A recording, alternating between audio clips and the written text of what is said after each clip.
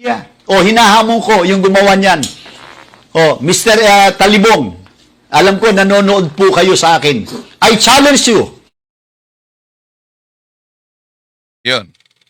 Ang nasaksihan ninyo ay si INC Minister Michael Sandoval na nag-ahamon siya sa akin. Yeah. O, hinahamon ko yung gumawa niyan.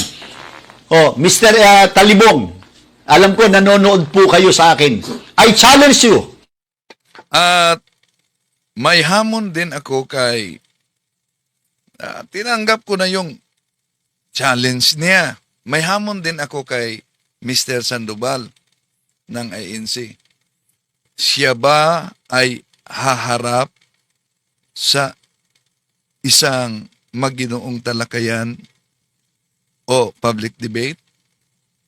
Pagkatapos, sang-ayon ba siya sa kondisyon ko? Ano yung kondisyon na ibinigay ko? Di po ba naghahamon siya ni Brad Ele Soriano noon?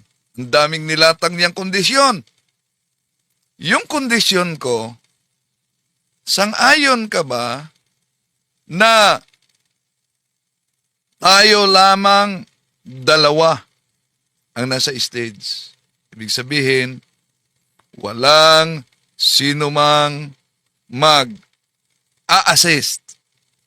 na tagabigay ng aklat. Ano sa palagay nyo? May katanungan tayo dyan, mga kapatid. No? Payag ba kayo na kung magharap sa public debate, ang INC dapat walang mag-assist? One-on-one. Di ba? At meron pa siyang sinabi. Ano yung sinabi niya? Ito. Nakakahiya. Kung ako naggumawa ng ganong pandaraya sa kababayan natin, hindi na ako haharap sa tao. Hindi na po, nakakahiya kung may kahihiyan. Hindi na ako haharap kung may kahihiyan. Iyon. Kung may kahihiyan, di na umano haharap sa tao. Yung pandaraya.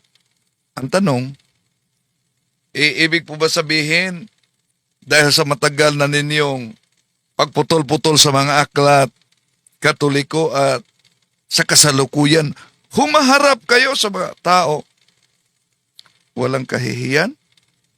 Oh. Siguro apektado sila sa paglantad natin sa mga kontra-kontrahan at pagputol-putol sa mga aklat tulad dito. At sino ang nagtuturo ng kamalian? Pag nakakita po kayo ng isang mali, isa lang, layas na. Tanong, sino ba ang nagtuturo ng kamalian? Walang iba. Pansinin ninyo. Sa matagal na panahon, para lang pabulaanan na ang isimbahang Katoliko ay tunay na iglesia, pilit nilang itinuturo si San Ignacio na nagtatag sa simbahang Katoliko. Si Cristo si Ignacio. At tinoon na Iglesia ni Cristo, si Cristo katuko. Iglesia Katolika, si Ignacio. Pero iba naman yung pahayag ng mga The Revealers ng Iglesia ni Cristong kay Manalo. Sa taong 325 Anno Domini, na itatag. Sino ang nagtatag? Si Constantino daw. Ang Iglesia Katolika at sila at ng imperyo nang sila ay bigyan na ng kalayaan ni Constantine. Kaya yan ang pagtatatag niyan. Yan ang pagkatatag sa panahon ni Constantino o mano mga kapatid. Di nagkontrahan na. Kung ang kanilang ministro... O sinabi ni Caramel Parba na itatag ang Iglesia Katolika noong 110 AD kay Ignacio. Kung 110 AD kay Ignacio, anong siglo yan? Second century na. Kung second century, totoo ang kanilang interpretasyon na panahon ni San Ignacio na itatag ang Simbahang Katoliko.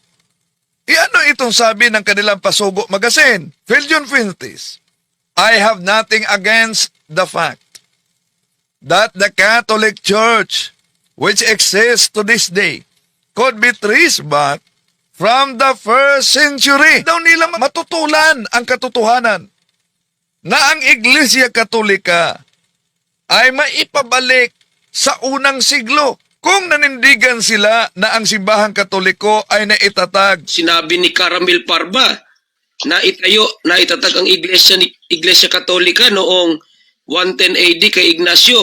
Sa aklat naman ni Felix Manalo, alam nyo, si Justiniano ang nagtatag. Ito. Sumala nining inyong libro O, ang tanong, ayon sa inyong aklat nga naguluhan na ang pamagat, o basahon ang katotohanan dapat malaman ukol sa mga aral ng Iglesia Katolika Apostolika Romana. Ang pangutan nga sumala nining libro kinsay nagtukod sa Iglesia Katolika o kanusa. ayan, sino ang nagtatag sa Iglesia Katolika at kailan? Ayon sa inyong aklat. Gitug-an man nga si Emperador Justino sa tuig 500 century. So, ayon sa naturang aklat, inaamin, ayon ni Father Darwin, na si Emperador Justiniano ang nagtatag sa simbahang Katoliko. Ang pangutana karon, muuyon ka ba nga si Emperor Justino ang nagtukod sa Iglesia Katolika? So, ang tanong ngayon, sang-ayon ka ba na si Emperador Justiniano ang nagtatag Nga sa inyong basahon. ayon sa inyong aklat? Yan.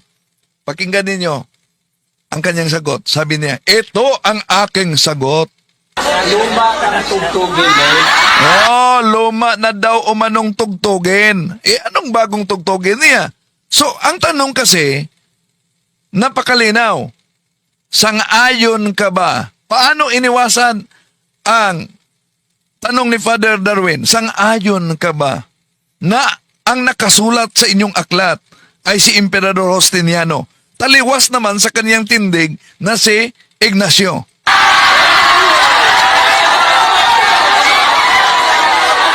So patawa-tawa na lang siya dito. Yung tanong daw ni Father Darwin, anong tanong ni Father Darwin? Sang-ayon ka ba sa nakasulat sa inyong aklat na si Emperador Justiniano ang nagtatag sa simbahang Katoliko? Anong sagot niya? Ang tanong ni Father Darwin daw, lumang tugtugin. Mga 1960s issue. Hindi yan 1960s issue. Research ka naman, Parba. Inyong aklat yan. Pero kung sinabi niya na 1960 issue, hindi, inaamin niya na yung hawak niyang aklat sa kanila talaga. Pero, pinabulaan niya sa publiko, hindi ito amin. Ang may akda nito ay Defensor Katoliko. Ano ba? Talaga, Parba? Ang ako ang gasulat Defensor Katoliko. Yan. Diba? Narinig ninyo? Ang nagsulat umano sa naturang aklat ay Defensor Katoliko Tagalog. Ang gulo. Kung sinabi nila, si Emperador Justiniano ang nagtatag, si Constantino ang nagtatag, si Ignacio ang nagtatag, pagkatapos sa kanilang pasugo magasin, ito ang nakasulat, the Catholic Church, therefore, and I strongly assert this, exists not because it was founded. Ano ba yan? Kaya, nagkontra-kontrahan ba o hindi? Anong mangyari pag may kontra-kontrahan? Napakaraming kontradiksyon. Kaya pag kontra-kontra, mali ang aral. Labag sa Biblia, kaya hindi po, ito tanong, hindi po, yan po ba ay masasabi nating tunay na relihiyon? Matatalino po kayo eh. Matatalino kayo. Pag nagkontra-kontrahan, masasabi ba ninyo na tunay na relihiyon yan? Yeah. Pag may makita kayong mali, anong sabi ni Ministro Sandoval? Pag nakakita po kayo ng isang mali, isa lang, layas na. Yon. Sila mismo, galing mismo sa kanila yon mga kapatid. Kaya, grabe, yung mga taga-revealers, pamimersonal na. Walang pagkaiba kay Cesar Sineta, no? Grabe talaga pamimersonal. Bakit? Dahil alam niyo naman na yung mga aklat na ginagamit nila, na booking talaga sila, no? Booking talaga sila. Balikan natin yung sabi ni Mr. Sandoval na yung nagsisinungaling umano, ano daw, dapat di na umano yan magpakita. Lalo na sa publiko, sa social media. Nakakahiya. Kung ako gumawa ng ganung pandaraya sa kababayan natin, hindi na ako haharap sa tao. Hindi na po, nakakahiya kung may kahihiyan. Yun, At sino kung ang may- nagtuturo ng Sandali kamalian? muna. Pag nakakita po kayo ng isang mali, isa lang, layas na. Tanong. Kung makakita kayo ng isang mali, layas na. No? At daming mga kamalian sa kanilang pagsagot, mas lalong nalantad. Bakit? Kung maalala ninyo sa debate namin ni Ramel Parba na gusto nilang ipalitaw, una, na ang gamit kong Bible ay isang pandaraya. Pero, di nila napansin na si Parba gumagamit ng aklat at ang pagbasa ay dinaya. Ha? Bakit dinaya? Imagine, binasa ni Parba na, pakita natin yung pinasok tayo ng taga-INC. Ito, tinanong natin yan. Kita mo ba yung debate namin ni Ramel Parba, bro? Dahil sa debate, di ba sinabing, nandaya ako, tampered ang gamit ko. Nakita mo ba yon, Ito na. bro? Dahil napanood mo yung debate yan, sabi ni Parba, nandaya daw ako. Napanood mo itong aklat na ginamit ni Parba. Parinig ko sa inyo, ito. Pero ang must in mind, matulad sa inyong libro, gusto na ako, they altogether fantastic to say that the remote beginning, they altogether fantastic to say that the remote beginning, Narinig mo ngayon na ginamit itong aklat na ito, how did the Catholic Church, anong sabi ni Parba? they altogether fantastic to say that the remote beginning, Ang sinabi ni Parba, the altogether fantastic to say that the remote beginnings. Bakit sinabi ni Parba, the altogether fantastic to say na ang Yung nakasulat, ano po, yung hard nakasulat, copy po, yung pakita nyo Anong po. hard copy? Maliit lang yan, hard copy. dalawa ito, oh. Ito, Ayan oh. hard copy. Ito pa. Dalawa to. So, ito pakita ko. It is not altogether fantastic to say that the remote beginning of the Catholic Church go back to the terrible day when Lucifer flung against the heaven skies his banners of revolt. Ang The tanong page dito ko- ba dyan, do? Bakit Ayun na nga. pagbasa ni Parba, nawala na ang nat? they altogether fantastic to say Bakit naputol yung nut? Pakisagot bro, bakit daw naputol yung nut? Nawala yung nut, pagbasa? Yung nasa video po yun. O yung sa video, binasa niya. Yung maliit po ba yun? Oh, yung maliit. Nakita ko sa video, yung maliit, yung pinakita ni Bro Talibong, parang malaki po yun eh. Meron kang kopya, wala? Wala po. Wala. Pareho lang, maliit. Wala. Maliit. Okay, pakita natin ang maliit, ha? Ito, maliit. Ito, maliit. Ang gusto niya. Malinaw na nakasulat, it is not altogether fantastic to say. Parang di napansin nila paano nandaya ang kanilang ministro. Rinig mo na ang pagbasa ni Parba. Tanong, nang tinanggal ni Parba ang salitang nat, pandaraya yun, hindi. Di ko lang po alam kung ano yung gamit yung aklat. baka iba-iba po yung mga Narinig ba niya yung pahayag ng the Revealers na binasa talaga ng the Revealers yung it is not altogether fantastic to see. Oh, narinig mo ba daw? Nabinasa ng The Revealers yan. Di ko alam kasi hindi naman ako araw-araw nanonood pa. Pagka dumadaan lang sa TikTok, doon lang ako nakakapanood. Meron ka bang video ba Rawinder na binasa nila ba Rawinder? Yes. Wait, Va.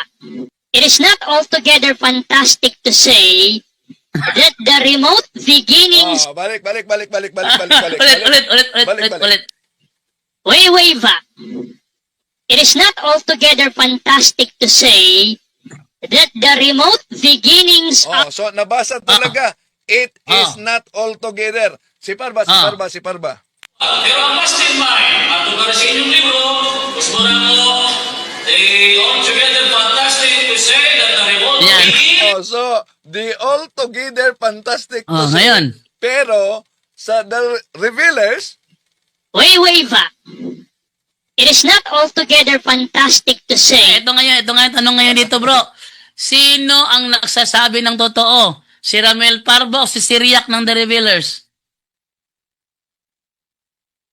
Sagutin mo, bro. Sagutin mo. yan, mga kapatid, nag-comment ditong kaanib sa Iglesia ni Manalo si Kinbus. Paulit-ulit, nababagot na ang membro, nababagot ng mga kasama ninyo? Move on ka na, Col. Di po ba ang banat at yung deception ng INC mula pa sa panahon ni Felix Manalo hanggang ngayon paulit-ulit. Kaya nga, paulit-ulit nating inilantad. Dahil, saksihan nyo naman yung mga kaanib sa Iglesia ni Cristo kung nanood kayo kahapon na yumakap sa simbahang Katoliko dahil nahayagan sila. Naliwanagan sila. Huwag kayong brainwash ayon kay Sandoval. Alam nyo, madaling makilala yung brainwash eh. Pag sinabi pong brainwash, sarado ang isip, yung maling ginagawa nung kanyang tagapangaral o mangangaral, hindi niya makita. Hindi talaga makita. Imagine, si Mr. Barba, Anong sabi ni Parba? Sa palagay niyo, correct ang grammar. Di all together umano. Pero ano ang nakasulat sa kanilang Pasugo Magazine? Ito po, sa Pasugo Supplement, noong Marso 1977. Mabasa diyan, It is not altogether fantastic to say that the remote beginnings of the Catholic Church, so it is not altogether Alam nyo, fantastic. madaling makilala yung brainwash eh. Pag sinabi pong brainwash, sarado ang isip, yung maling ginagawa nung kanyang tagapangaral o mangangaral, hindi niya makita. Yon. Ang maling ginagawa ng mga mangangaral, hindi talaga makita pag brainwash ka. At matagal na nila itong ginagamit, mga kapatid, na argumento sa debate, pagputol-putol sa mga aklat, at kung maalala ninyo, kahit nga si Sandoval, sa kanyang programa, itong aklat na to, ginamit ni Sandoval. Dahil, mabasa lang ang Church of Christ, abay, nabasa ang Church of Christ, Iglesia ni Cristo, inaangkin na sila daw ang tinutukoy sa naturang aklat. Ito, balik natin itong ginagamit ni Sandoval, Ito, di ba sabi niya, pag magkakita kayo ng mali, layas na. Bible history for everyone. Yan. Ayan po. Father Atanasio Danieletti. Yan po ay sa St. Paul Publications, Pasay Metro Manila. Ano sinasabi ng pare ng simbahang Katoliko? Ito po sabi niya, yung unahang bahagi po, yan yung mismong nilalaman. Pero babasahin ko na po sa wikang Pilipino. May translation po dyan. Ang daong Ninue ay isang dakilang sagisag ng Iglesia ni Kristo. Ang Iglesia ni Kristo ay ang kaligtasan ng lahat ng kaluluwa. Ito ay gawa ng Diyos. Aklat Katoliko po yan. Ano pahayag po ng paring Katoliko? Yun daw pong daong Ninue. Isang sagisag o simbolo ng Iglesia ni Kristo. Yan. Ang tanong, dahil nabasa ang daong Ninue, ito, nabasa niya ang Noah's Ark is a magnificent symbol of the Church of Christ. Ang Church of Christ ba na tinutukoy dito at inagaw ng mga ministro ni Felix Manalo, ito'y palatandaan mga kapatid na noon pa man nang naitatag sila ni Felix Manalo, mahilig na silang mangagaw sa pangalan lang Church of Christ. At kahit inaagaw man nila ang pangalang Church of Christ, di pa rin nila mabaliktad ang katotohanan na sila'y tatag ni Felix Manalo. Tingnan niyo. Ano ba ang Church of Christ na binanggit sa naturang aklat? Ito po ang mabasa mga kapatid. Di ba isang pandaraya? The Holy Roman Catholic Church is the Church of Christ. She alone claims and possesses St. Peter as her visible head. Yun. So, kaya, una sa mga nagsubaybay, lalo na sa mga naghahanap at nagsasaliksik sa katotohanan, bakit po ba sinagot natin itong mga ministro at ang kanilang modus? Para maliwanagan kayo kung paano nila ginagamit ang mga aklat Katoliko diyan sa pandaraya, di ba? At makabiktima. Kung maalala ninyo, yung sinabi nila na si San Ignacio daw ang nagtatag ng simbahang Katoliko, yun din ang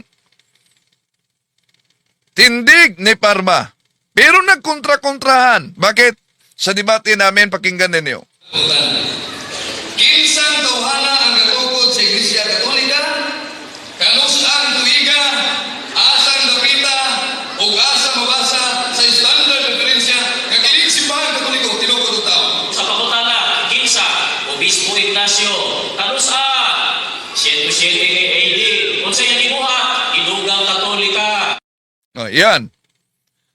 Si San Ignacio daw umano ang nagtatag sa simbahang Katoliko. 110 Anno Domini. Dinagdag ang Katolika. Ngayon, tinanong ko naman siya ulit. Pansinin ninyo ang kontra-kontrahan niya.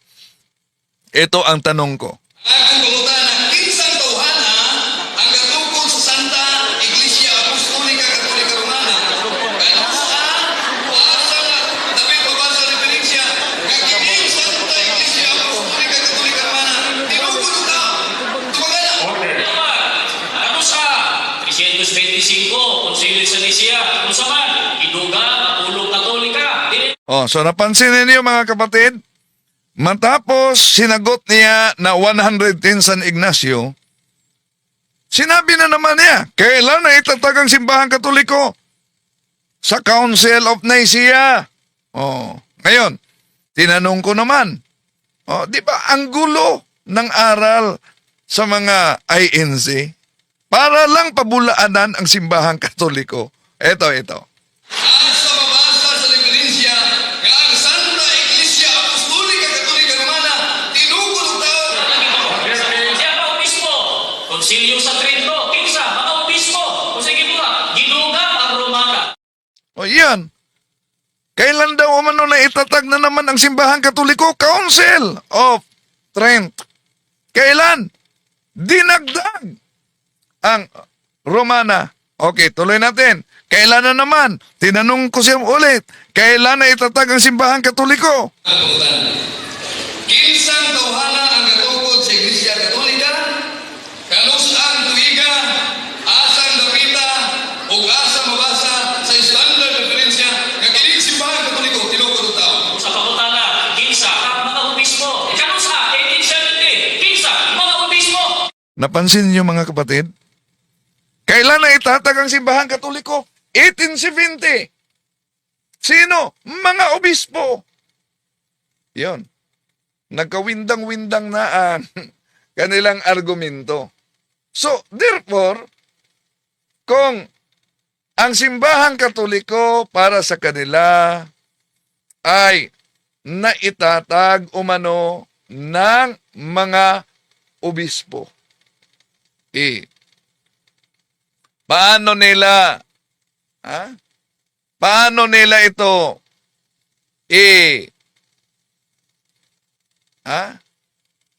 tutulan? Ano? Yung nakasulat sa kanilang aklat mismo. Ano nakasulat sa kanilang aklat? Na ang simbahang katoliko ay hindi na itatag. Oh. Sa kanilang Pasugo Magazine yan. Ito, Pasugo Magazine. Kaya, tama yung sabi ni Sandoval na matalino kayo. Ito, the Catholic Church, therefore, and I strongly assert this, exists not because it was founded. See? Ang Katoliko ay umiiral hindi dahil ito'y naitatag. Pagkatapos, pilit talaga nilang ituturo na ang simbahang Katoliko ay itinatag. Nakita ninyo, mga kapatid, ang kontra-kontrahan. Kaya, ano ang sabi ni Sandoval? Una, huwag kayong brainwash. Alam niyo, madaling makilala yung brainwash eh. Pag sinabi pong brainwash, sarado ang isip, yung maling ginagawa nung kanyang tagapangaral o mangangaral, hindi niya makita. Yan. Maling ginawa ng kanyang mangangaral, hindi iyon makikita. Hindi iyon makikita. Nakita ba nila yan? Kaya, nang may pumasok sa live na kaanib sa Iglesia ni Cristo at nagtanong, abay, ginamit natin ang pasugo. Gusto pang ipalitaw na ang pasugo, nagbinasa natin, nadagdagan daw. Ito, tanong ko lang kay Bro Talibong, binanggit niya kasi yung silanganan. Tanong ko lang, saan napapaloob ang Pilipinas? Sa silangan o sa western? Hindi, ang tanong ko bro, yung bang Pilipinas, saan ba bahagi nito o napapaloob? Sa silangan o western? O north o south? Saan lang dyan sa apat na yan? Well, Brother Wendell, saan daw napapaloob ang Pilipinas? okay. Sa north, east, west, or south? Maraming salamat. Mas mabuti na yung Pasugo Magazine nila ang ating babasahin. Pasugo Magazine, July 1997, issue ito, page 5. Let us declare, we have never thought that any mention of the expression Far East refers to the Philippines. Ito bro, Pasugo, July 1997, page 5. Ang sabi, let us set this clear. We have never thought that any mention of the expression Far East refers to the Philippines. Ito bro, sangayon ka ba dito sa pasugo ninyo na ito o hindi? Hindi ako sangayon dyan sapagkat dinagdagan ni Bro Talibong yan. Anong dinagdag bro? Bro, anong dinagdag bro? Anong dinagdag? Ito bro para mapagtibay ko dito. may dalawang reference akong sasabihin dito. Hindi, no? bro, anong dinagdag to, bro? Anong Kasi ginamit din ito ni Eli Soriano dati. Ito'y ginamit Ito, ni bro. Soriano nakakontra doon sa sinabi na the Far East is the Philippines. Tapos ito binasa naman niya. Kakontra to eh. Kaya ba't mo sasabing dinagdagan ginamit ni Eli Soriano ito ng dating daan? Ito bro, yung binabanggit niya dyan, yung sinasabi niya na ang Far East ay hindi Pilipinas, malaking kasinungalingan yan. Nakikita mo sa Sapagkat- screen, bro? Hindi. Nakikita mo sa screen ko? Hindi. Dapat nakikita ko. O nakikita mo? Para sabihin mong dinagdagan niya, anong dinagdag doon? Yung sinabi niya. Anong dinagdag dito, ang bro? Far East ay hindi Pilipinas. We have Pero never... bro, may tatanong ako sa inyo. Hindi. Wait lang, bro. Ayusin mo na ito, bro. Brad Jando, ayos muna kung anong dinagdag dyan. Anong- Nakasulat lang oh. ng pasugo. Anong dinagdag dito, bro? Anong dinagdag? Nakalagay sa pasugo mismo no? Sige. Yung nakalagay sa pasugo. Okay. Ito bro Mari bang basahin ang bro? Mari bang basahin yung nakalagay sa Pasugo, July 1997, page 5, para maklaro kung ano ang dinagdag? Ito bro. Dun pa lamang sa terminong nakalagay dyan sa pasugo, na nakita ko sa screen na nabanggit dyan na ang Far East ay kailanman ay hindi Pilipinas. Hindi. Unang-una, Bro. Ano ang dinagdag? Ang tanong kasi, ano ang dinagdag? Sabi mo kasi dinagdagan. Maari mo bang basahin ang original na Pasugo, July 1997, page 5, para malaman kung ano ang dinagdag? ito bro, bro, para maintindihan ninyo, Kaya ako sinabing mali yung sinabi niya at nilagay niya dyan sa pasugo. Sapagkat may dalawang akong reference na pagbabatayan na ang Far East ay Pilipinas. Brad Jando. Kaya kung Hindi yan ang tanong, bro. Yung pasugo nila mismo, Yung- sa kanila yung kasi, yan. Bro, para sabihin mong dinagdagan, ilabas mong original na Pasugo at sabihin mo kung ano ang dinagdag. Ito bro. Bro, ito Kaya sinabi kong merong idinagdag dyan si Bro Talibong. Kasi unang official stand ng INC, ang Far East ay Pilipinas. May reference kaming pagbabatayanan dyan. Yung World Historian Book, page 445. The Bro, Philippines World wait lang muna ha. Hindi yan ang tanong, bro eh. Bro, hindi yan ang tanong eh. Ang tanong kasi is, saan? Ito ipakita ko yung bro ha, yung kuha ng ang dating daan bro ha. Ipakita ko sa screen na yung kuha ng dating daan ha, para sabihin mo yung may dinagdag ba o wala ha. Ito bro, ilalabas ko yung picture mismo na kuha ng ang dating daan sa dalawang pasugo. To. Nais ko na ipakita ito ngayon at sabihin mo kung bakit pareho ang kuha ni Eli Soriano at ang kuha ni Brother Wendell. Ito bro, alin ang tama? Doon sa Pasugo, November 1967, page 33, ang sabi, "It is clearly testified to by history that the Far East is the Philippines." Pasugo, November 1967, page 33. Ngayon, pagdating sa July 1997, page 5, itong nakalagay naman, "Let us set this clear. We have never thought that any mention of the expression Far East refers to the Philippines." Kuha ito ng ang dating daan, bro. Pinakita ni Brother Wendell, the same sa pinakita ng ang dating daan, buhay pa, si Iranyo Manalo. Ano ang sinabi mong dinagdag dito? Pareho to. Ito bro, Karamihan kasi sa pasugo, merong idinidefine dyan na ibang sekta na nakalagay sa pasugo na ang paniniwala nila na ang Far East ay hindi Pilipinas. Kaya minsan sa pasugo mababasa yan. Pero ang official stand ng aral ng Iglesia ni Cristo, ang Far East Bro, ay Jando. Pilipinas. May Yes, Brother Wendell. Hindi yan pahayag, yung binasa natin, hindi yan pahayag ng ibang sekta. Sila mismo, ang author mismo ang nagpahayag. Let us Oh. set this clear. Ang sabi ni Brother Wendell, yung binasa, hindi yan pahayag ng ibang sekta. Kasi ang unang linya, let us set this clear. Ito ay sa pasugo, let us set this clear.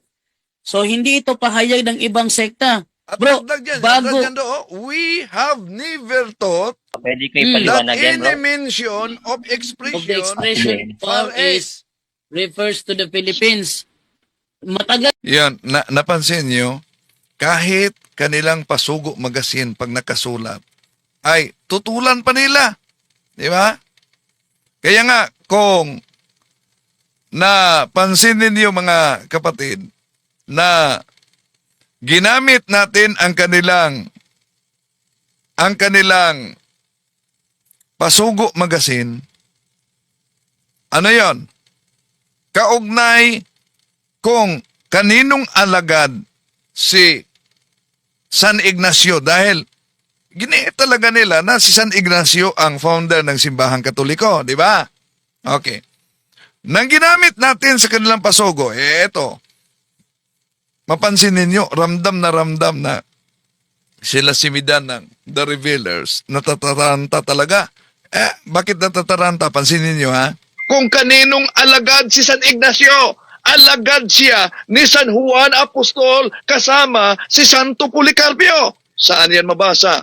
Ito, research naman pag may time. Kasama na pala. Sige nga. Kasama na. Ano yung bala niya, Kuya Robin? Ano yung bala niya? Biblia ba? Sige nga. Yan. Anong bala o mano? Biblia ba? Biblia? O ayaw na nila ng referensya? Anong sabi sa kanilang, di ba nila nabasa ang kanilang pasugo magasin? Anong sabi? Na ayaw ng referensya dahil malalantad ang kabulukan. Nasa pasugo magasin nila yan. Bakit? Nung ginamit nila na si San Ignacio ang founder ng simbahang Katoliko, anong gamit nila? Biblia o referensya? Di ba referensya? Ngunit, ang referensya ay ginawa nilang diferensya. Okay. Dahil ginamit natin ang pasugo magasin. Ito. Ito mga kapatid. Pasugo, Pebrero 1977, 7.7. Pasugo, February 1977. Mga researcher natin, pasugo daw, February 1997. So napansin niyo? Ang binanggit na nga niya ni Midan, 1977. Pero ang pinahanap, 1997. Balik natin. 1977. Mga researcher natin, pasugo daw, February 1997. So, sinabi na nga niya na pasugo 1977, pagkatapos, pinahanap, pasugo 1997. 77 yung pasugo na yan. Screenshot lang natin. Sagutin natin ito. So screenshot lang umano. Sagutin natin ito. Kaya, itong The Revealers na mga kaanib sa Iglesia ni Cristo, para tutulan. Anong ginawa nila? Di po ba, ang ginawa nila ay gumagamit sila ng ChatGPT. Ito. Di po ba sabi ni Wendell Talibong, may karapatan daw na magbago ng pangalan, gumawa ng pangalan? Kahit kailan, hindi ko sinabi na may karapatang magbago ng pangalan. Doktrina yan ng INC na binago daw ang pangalan. Binago daw ang pangalan. Mali. Dahil, ano ba ang binasa ni Parba? Ang binasa ni Parba, hindi binago ang pangalan for the first time. Pero, eto, gumamit sila ng ChatGPT. Napantukoy sa iglesia itong si Ignatius. Sabi po ni ChatGPT, ito pong tanong ko. Galing talaga ni ChatGPT. Iglesia ata ito. Oh, so galing daw umano ni ChatGPT. Parang iglesia talaga si ChatGPT. Bakit? Iglesyang nagtatanong at kahit ang tanong ay yon, minagic na. Do Ignatius have the right to change the name of the church? Oh, so ang tanong niya, may karapatan ba si Ignacio na baguhin ang pangalan ng simbahan? Mali. Dahil sa pagtawag ni San Ignacio na Catholic Church, hindi niya binago ang iglesia na tatag ng ating Panginoong Hesukristo. Kaya sila nga mismo nagpatunay sa kanilang Pasugo Magazine. Kaya, Pasugo, magiging Pasubo to. Ito, Pasugo Magazine. The Church of Christ has thoroughly become the Catholic Church. Although writers and historians continue to treat both as synonymous. Oh, sabi sa kanilang Pasugo, both as synonymous. Pagkatapos, binago. Ano ba yan? Tuloy natin. Yes or no? Sagot ni ChatGPT, no. Oh, natural. No ang sagot ni ChatGPT. Bakit? Dahil hindi talaga binago ni San Ignacio ang tunay na iglesia. Ang palatandaan sa tunay na iglesia. Kaya sa binasa ni Ramel Parba sa debate nila ni Father Darwin, malinaw to. Matod sa ilang libro, kinsay gi-invento sa pangalang Katolika? Usbon ko. Yeah?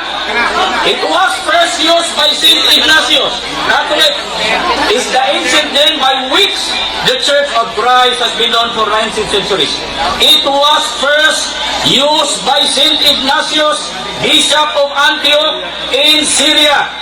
Pagkatapos, the church founded by Christ is here for the first time called the Catholic Church. Oh, napansin niyo? The Church of Christ is here. Pagkatapos pinalitan daw. The church founded by Christ is here. Nabasa nila, the church founded by Christ is here. Pagkatapos ang interpretasyon, si San Ignacio ang nagtatag. Ano ba yan? Tuloy natin. Here for the first time Balik. in Syria. Pagkatapos, the church founded by Christ is here. So, napakalinaw. Pinalitan ba? Ang iglesyang itinatag ng ating Panginoong Hesukristo ay nandito. For the first time Sa unang pagkakataon, called the Catholic Church. tinawag na simbahang Katoliko. Oh, asan ang sinabi diyan na pinalitan? Oh, anong lusot nila mga kapatid? Ang lusot nila, una, yung aklat na sinipi sa Pasugo Magazine na ginamit ko ay kay Robert, yan, na isang protestante. Hindi yan kasama namin. Oh, sinagot lang namin. Pero ang tanong sa Pasugo, 1977. Sa Pasugo, 1977. Oh. Di ba? May sagot ba ang may akda sa Pasugo na si San Ignacio ay hindi alagad ni San Juan? Gumagamit sila ng tinatawag na ChatGPT. Balikan natin. Dahil para sa kanila, credible daw si ChatGPT. May sagot ulit si ChatGPT na credible source ng pagsagot nila dyan. Si ChatGPT, credible. Kaya dahil credible si ChatGPT, okay, sige. Tingnan natin. dahil credible si ChatGPT. I-search ninyo. Una, mga kapatid, tanungin ang ChatGPT, sino ang founder sa Iglesia ni Cristo 1914? Ito lalabas. Pansinin ninyo. The founder of the Iglesia ni Cristo in 1914 is Felix Y. Manalo. He is considered the first executive minister of the church and is regarded by the members as the last messenger of God. Oh, yun ang sabi nila na ChatGPT, ano daw? May sagot ulit si ChatGPT na credible source ng Oh, credible source si ChatGPT. Dahil credible si ChatGPT, pansinin ninyo, tanungin si ChatGPT, kaninong alagad, disipulo, si Saint Ignatius of Antioch. Ito ang lalabas, mga kapatid. Saint Ignatius of Antioch was a disciple of the Apostle Saint John the Evangelist. He is considered one of the earliest authoritative figures in the church known as an apostolic father. So, dito, sa sinabi nila na ang ChatGPT ay credible daw, sinagot sila kung kaninong alagad. Tanong, dahil panindigan ng mga ministro na si San Ignacio ang founder ng simbahang Katoliko, panindigan nila yan, ang tanong, dahil para sa kanila, ano daw, credible, sinong credible? may sagot ulit si ChatGPT na credible source ng Si ChatGPT, credible source. Tanungin niyo si ChatGPT, totoo ba na si San Ignacio ang founder ng simbahang Katoliko? Ito ang lalabas. No. Saint Ignatius of Antioch was not the founder of the Catholic Church. Saint Ignatius is considered Jesus Christ is considered the founder. Saint Ignatius was an early church bishop who was instrumental in laying the foundation for the early church, and he may have been the first to use the term Catholic, meaning universal, to describe the church. He was a disciple of the Apostle John, and his letter are considered important early Christian writings. Yun ang mabasa sa ChatGPT na sinabi nilang may sagot ulit si ChatGPT na credible source. Dahil nalantad natin na ang credible source nila ChatGPT at sila mismo ay nagkawindang-windang sa argumentong yan, ano ang kanilang palusot? Hindi naman umano si San Ignacio ang pinag-uusapan. Usapan dito, Kuya Robin, pangalan ng iglesyang tayo ni Cristo. Hindi ang ipinag-uusapan dito si Ignacio o si Polycarp. Hindi yun ang pinag-uusapan. Nako, hindi daw pinag-uusapan si San Ignacio dahil nakita natin sa pasugo na si San Ignacio ay na sinabi nilang founder ng simbahang Katoliko, disipulo ni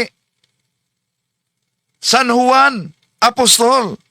At nang nalantad yan, ang kanilang tindig, ano daw? Usapan dito, Kuya Robin, pangalan ng iglesyang tayo ni Cristo. Hindi ang ipinag-uusapan dito si Ignacio o si Polycarp. Hindi yun. Ayaw na nilang pag-usapan si San Ignacio o si Policarpio. Pero sila mismo ang nagpahayag na dahil ang pangalang Katoliko imbento, una, yung salitang Kristiyano sa Gawa Kapitulo 11:26, saan nanggaling? Di ba sa Antioquia? Dahil sa Antioquia nanggaling ang Christian Church. Di dapat paniwalaan. Kung sa Antioquia nanggaling ang Christian Church, si San Ignacio na alagad ni San Juan Apostol, obispo sa Antioquia, sila mismo ang nagsabi na dapat sasagutin natin batay kay Ignacio na nag-imbento sa Katoliko. Kaya Talibong, huwag mo kaming dayain. Mag-upload ka ng isang consistent na mga pagpapahayag para depensahan ang inventong ginawa ni Ignacio sa iglesia ninyo. Yan. Sila mismo ang nagtalakay na dapat dipinsahan ko ang imbento. Una, mali ba na tawagin ni San Ignacio ang tunay na iglesyang tatag ng ating Panginoon Jesucristo universal? Catholic? Hindi. Dahil si San Ignacio ay alagad ni San Juan. Ang problema lang, nang nalantad natin batay sa pasugo nila, ayaw na nilang pag-usapan si San Ignacio. Usapan dito, Kuya Robin, pangalan ng iglesyang tayo ni Cristo.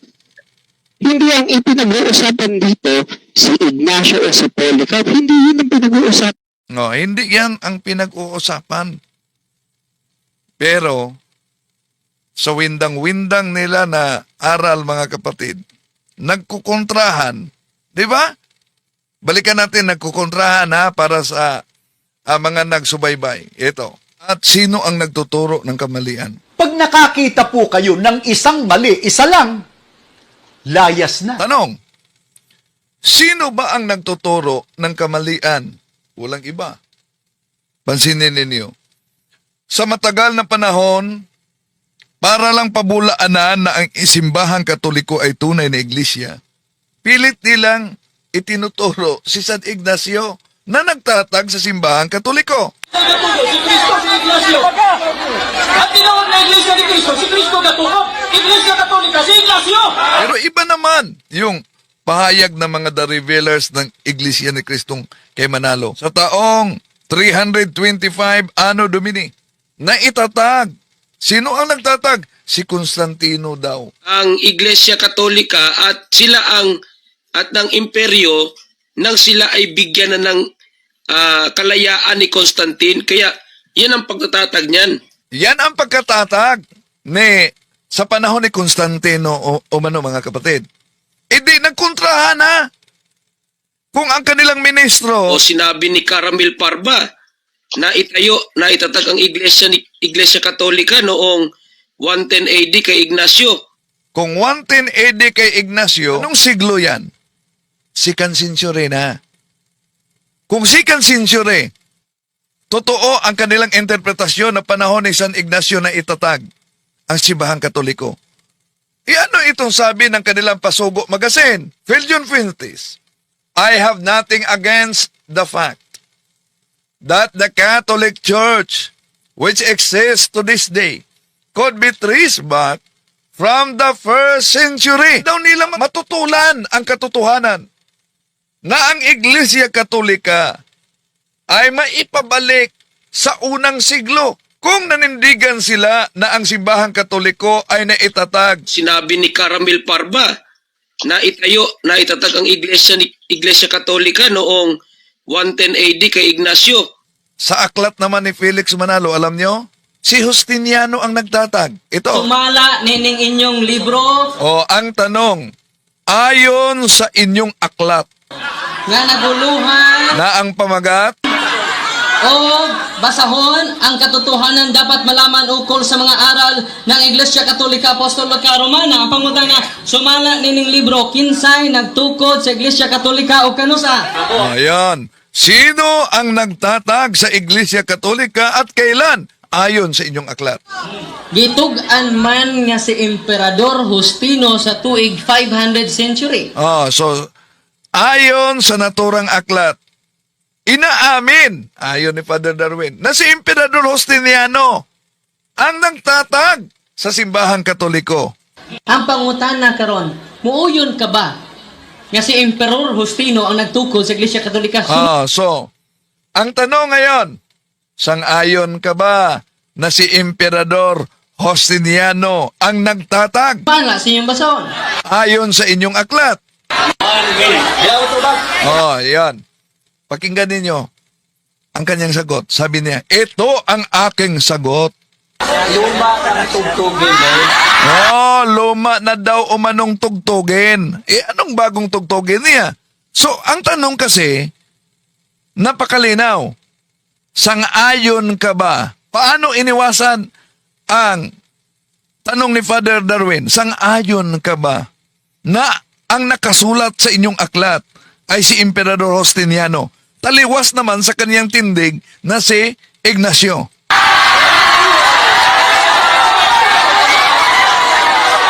So patawa-tawa na lang siya dito. Yung tanong daw ni Father Darwin, anong tanong ni Father Darwin? Sang-ayon ka ba sa nakasulat sa inyong aklat na si Emperador Justiniano ang nagtatag sa simbahang Katoliko?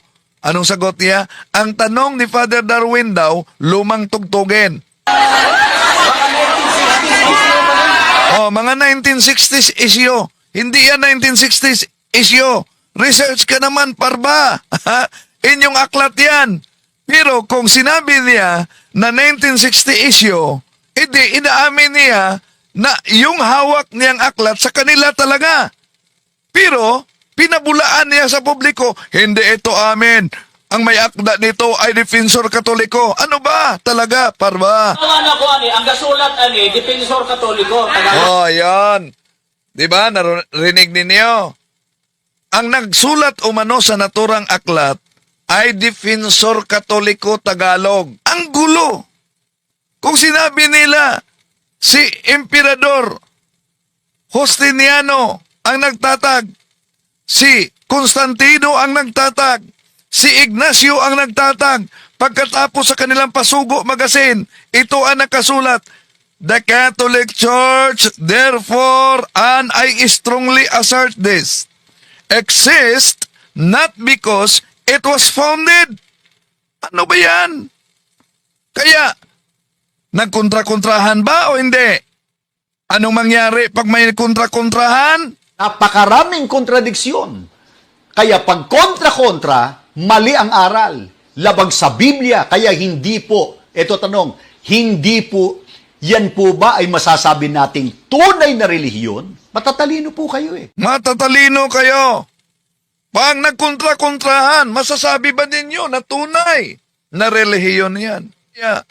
Pag may makita kayong mali, anong sabi ni Ministro Sandoval? Pag nakakita po kayo ng isang mali, isa lang, layas na. Ayan. Pag makakita kayo ng mali, layas na. Yan mismo. Kaya, etong kay pagtalakay ni Attorney Maruel Liasos. In the mind of Christ, just the church. Because there's only one. And in the name of the church, there is already the name of the Lord. Kasi sasabi ng iglesia ni Kristo, kaninong iglesia ngayon? Ay doon sa nagtatatag, itatayo ko ang aking iglesia. Kaninong iglesia? Kay Kristo, iglesia ni Kristo. The word church already has the name of the Lord. Kuriakon, the Lord's, pag-aari ng Panginoon. Kaya mali po yung argumento ng nagsasabi, sinong nagtatag? Si Kristo. Kaninong iglesia? Iglesia ni Kristo. Tanungin ko ho kayo, sino ang nagtatag at may-ari ng SM? Patay na, di ba, si Henry C. Bakit hindi mall ni Henry C? Di ba, palso? Hindi nangangahulugan porque ikaw nagtatag, ikaw may-ari, ipapangalan mo sa'yo. Bakit yung Jose Rizal University? Kay Jose Rizal ba yan? Sagutin niyo ako. Hindi. Ibang may-ari nun. Sila doktor, nakalimutan ko na, dating cabinet secretary. Oh. Di ba? Oh. So, hindi nangangahulugan porque ikaw nag-establish, ikaw ang ipapangalan mo sa'yo. Hindi ganon. Hindi sa lahat ng pagkakataon. Palsong pangangatwiran yun. Okay. Yan. Galing mismo ni Atty. Palsong pangangatweran yun.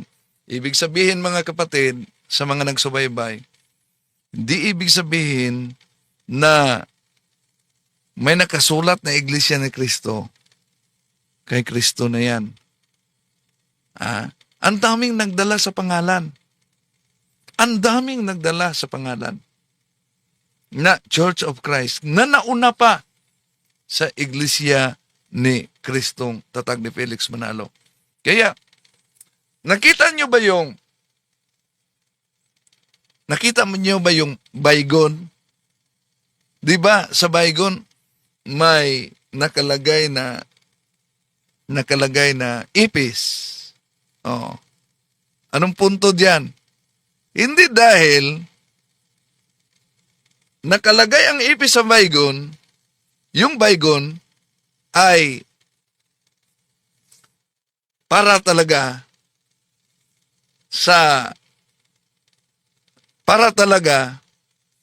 mabuhay ang ipis. Kundi, yung baygon para papatay sa ipis. Kaya, yun din ang dahilan kung bakit ang ating Panginoon Jesucristo San Mateo 24:24 nagpaalala sa atin. Mag-ingat sa magdala sa kanyang pangalan. Ating inihayag na, mga kapatid, yung ibinalita nila na pari daw pero hindi totoo. O yan. Ang tanong, meron ba silang iratom sa kanilang news? Hindi. Yun ay propaganda talaga nila. Balikan natin yung, dahil sabi ni Sandoval kung mandaya o mano, wala nang karapatang mapakita kahit social media. Ito, nabuking sila sa balita nila dahil ang ipinakita sa nagpakilalang pare, liminister. Ito, ulitin natin Manila. Sa lokal ng Camarin Distrito ng Caloocan North, kabilang sa mga dumalo at nag-anyaya ng mga panauhin ang isang dating paring Katoliko. Isang dating paring Katoliko talaga. No? Ito'y kabahagi sa tinatawag na propaganda. Propaganda. Isang propaganda lang para may kayat na, tingnan nyo, isang paring Katoliko. Ngayon, yumakap na sa INC. Pero, sa kanilang video, booking sila. Dahil ang ipinakita nila, 14 na taong naging pari. 14 na taon naging pare, pinakita nila. Pagkatapos, liminister pala. Tignan nyo, binihisan pa, may chosabol, may istula, pero booking sila sa picture nila. Liminister ang pinakita nila, hindi pare. No? Hindi pare ng simbahang Katoliko. At yung parokya kung saan binanggit sa news na pare sa naturang parokya, naglabas ng opisyal na pahayag na hindi totoo na pare siya. At ano ang sabi ni Sandoval? Nakakahiya. Kung ako gumawa ng ganong pandaraya sa kababayan natin, hindi na ako haharap sa tao. Hindi na po, nakakahiya kung may kahihiyan. Kung may kahihiyan. Mga kapatid, sa mga nagsubaybay ngayon, alam ko, daming nagagalit na mga kaanib nila sa Iglesia ni Cristo na nagkukomento sa Facebook. Huwag kayong brainwash. Alam niyo, madaling makilala yung brainwash . Pag sinabi pong brainwash, sarado ang isip, yung maling ginagawa nung kanyang tagapangaral o mangangaral, hindi niya makita.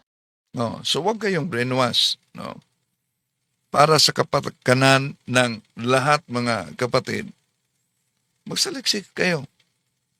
No? Huwag magiging brainwash. Pag-aralan ninyong mabuti. Dahil isang bisis lang tayo dadaan sa mundong ito.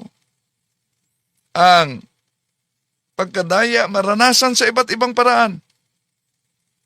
Napakadelikado pag madaya tayo sa pananampalataya. Di natin turing silang kalaban. Biktima lang ang karamihan sa mga yumakap sa naturang sikta sa pamamagitan ng pag-chap-chap sa mga aklat Katoliko. Na nag-react ang mga kaanib, ba't paulit-ulit yung tinatalakay yan? Di ba paulit-ulit ninyong ginamit yan sa Pasugo Magazine, sa telebisyon, at sa pandoktrina ninyo? Ating inihayag lang, ipinakita para sa mga nagsiliksik at naghanap sa tunay na iglesyang tatag ng ating Panginoon Jesucristo. Ang tanong, ano po ba ang tunay na iglesyang tatag ng ating Panginoon Jesucristo? Walang iba. Ang tunay na iglesia ni Kristo, sino daw? Mali po ang pagkaunawa nitong si Talibong.